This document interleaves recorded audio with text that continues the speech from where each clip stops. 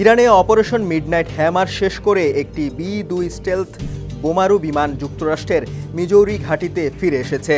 রোববার সন্ধ্যায় মার্কিন প্রেসিডেন্ট ডোনাল্ড ট্রাম্প তার মালিকানাধীন সামাজিক যোগাযোগ মাধ্যমে পোস্ট দিয়ে জানান, ইরান মিশনে অংশ নেওয়া B-2 স্টেলথ বোমারু বিমানের পাইলটরা নিরাপদে যুক্তরাষ্ট্রে ফিরে এসেছেন।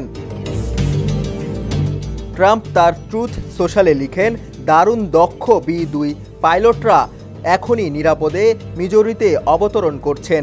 দারুণ কাজের জন্য ধন্যবাদ। বিবিসির এক প্রতিবেদনে বলা হয়েছে, আমরা এই মাত্র খবর পেলাম ইরানের পারমাণবিক স্থাপনায় হামলা শেষে B-2 বোমারু বিমান যুক্তরাষ্ট্রের মিজৌরি ঘাঁটিতে ফিরে এসেছে। ইরানে নজিরবিহীন এই মার্কিন অভিযানে 7টি স্টেলথ B-2 বোমারু বিমান অংশ নেয়। সব মিলিয়ে এই অভিযানে 125টির বেশি উড়োজাহাজ অংশ নেয়। এর মধ্যে ছিল B-2 জ্বালানি ভরা ট্যাঙ্কার উড়োজাহাজ, নজরদারি উড়োজাহাজ ও যুদ্ধ বিমান।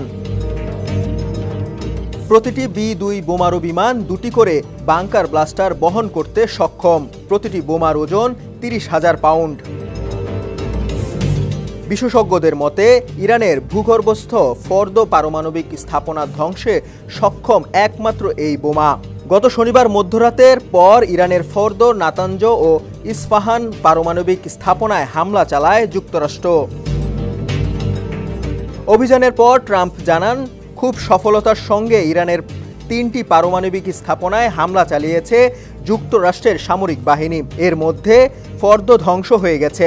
ইরানকে সতর্ক করে দিয়ে তিনি বলেন, তেহরান যদি শান্তি প্রতিষ্ঠায় যুক্ত না হয় তাহলে আরও হামলা চালানো হবে।